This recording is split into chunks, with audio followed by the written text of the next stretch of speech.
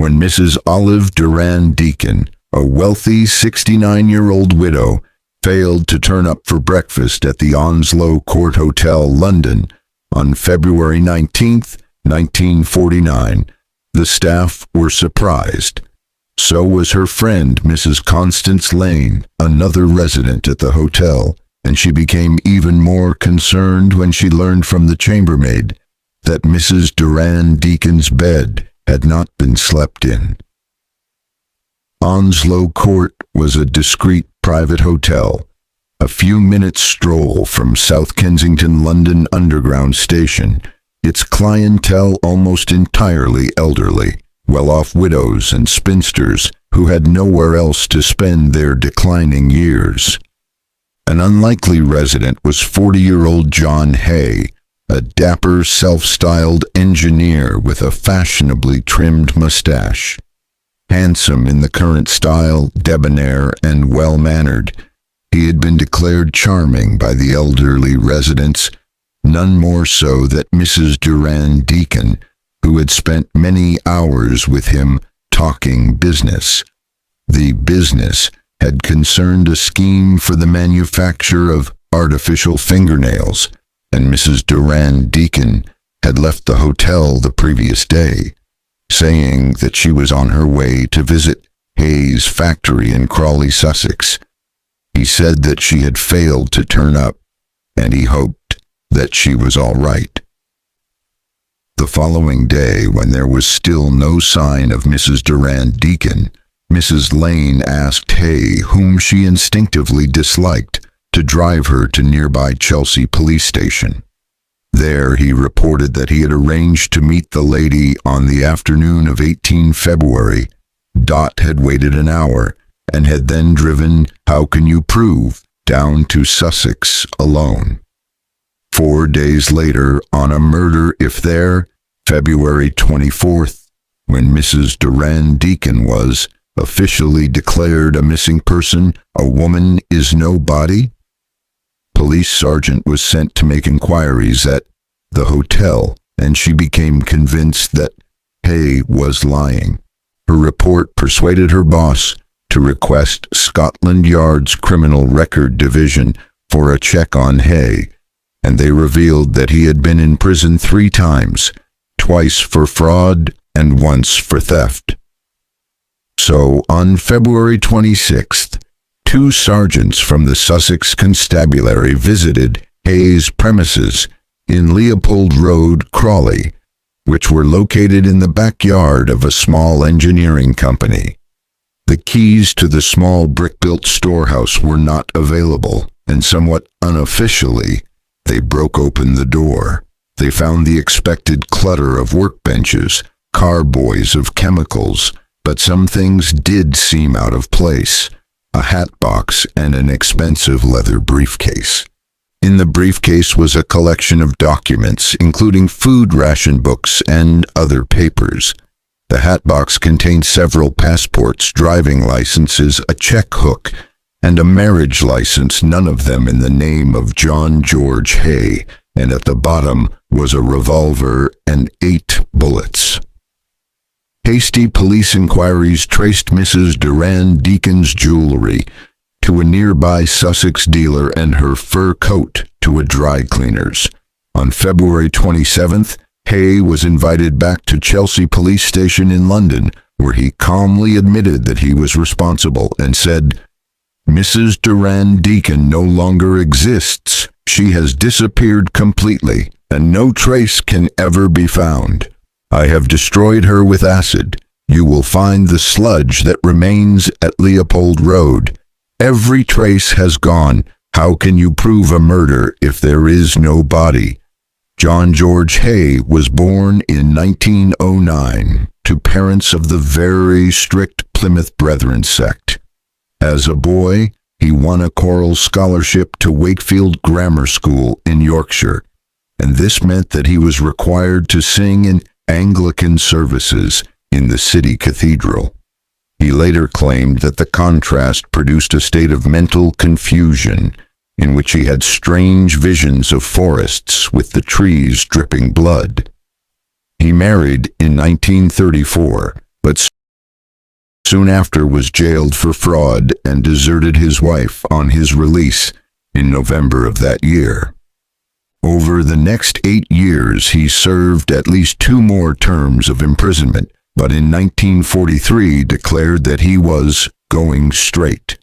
He moved into the Onslow Court Hotel and rented a basement workshop a short distance away in order to develop his inventions. World War II was in its darkest days, however, and Haigh had to survive. It seems likely that he made a living stealing and trading in food and clothing ration books and coupons. On September 9th, 1944, he lured an old acquaintance, William McSwan, manager of a local pinball arcade, into his basement. There he bludgeoned him, cut his throat, and dissolved his body in concentrated sulfuric acid, disposing of the resulting sludge down an adjacent manhole. Haigh wrote several times to McSwan's parents, explaining that their son had gone into hiding in order to avoid being drafted. In 1945, he invited them to London and murdered them in the same way. By forging documents, he managed to take possession of their estate, including 5 houses and a number of valuable securities, and then sold off everything. By 1948, however, his lavish lifestyle left him once more in debt. He had met Dr. Archibald Henderson and his wife Rosalie in November 1947, when he expressed an interest in the sale of their London house. On February 12, 1948, Haigh took Dr. Henderson to the workshop in Crawley. There he shot him with Henderson's own revolver, which he had stolen, and dropped the body into a tank of acid. He then went back to the hotel in Brighton, where the couple had been staying, and on the pretext that her husband had been taken ill, drove Mrs. Henderson to Crawley and dealt with her in the same way. Once more forging deeds of transfer, he then sold their London home. In the following year, he set his sights on Mrs. Durand Deacon. Later, Haigh claimed to the police that he had committed 3 other murders, a woman and a youth in West London, and a girl from Eastbourne in Sussex. After he was charged on February 28, 1949, Haigh continued to insist that despite his confession, if there was no body, he could not be found guilty of murder. Although prosecutions for murder had occasionally succeeded in the absence of a corpse, the police realized that it was essential to establish that Mrs. Durand Deacon was indeed dead. The official pathologist on the case, Dr. Keith Simpson, traveled down to Crawley. Later, he would write of the investigation in his memoirs, 40 Years of Murder. I did not have much hope of finding much beyond residual acid sludge, but on the way down I pondered on what parts of the body might conceivably have escaped destruction. Examining the ground outside the Leopold Road workshop, Simpson picked up a polished pebble about the size of a cherry pit. It was a human gallstone. But I was looking for it. Women of Mrs. Durand Deacon's age and habits 69 and fairly plump are prone to gallstones, which are covered with a fatty substance that would resist the dissolving action of sulfuric acid. The sludge lay some 4 inches deep, but Simpson was able to extract some eroded bones that proved to be part of a left foot. The rest, nearly 500 pounds in all, was dug up and removed to the Metropolitan Police Laboratory for further examination. Over the next 3 days, Simpson found more incriminating items in the sludge. There were 2 more gallstones and 18 fragments of partially dissolved bone. A piece of pelvis was identified as female, and this was confirmed by the discovery of the handle of a red plastic handbag and the metal cap of a lipstick case. A plaster cast was constructed from the foot bones, and it fitted a left shoe that had belonged to Mrs. Durand Deacon. However, the most dramatic discovery was a set of dentures, which were positively identified by the dead woman's dentist. There might not be a body, but there were sufficient remains to confirm identification. Haigh's trial opened at Lewis Assizes on July 18, 1949.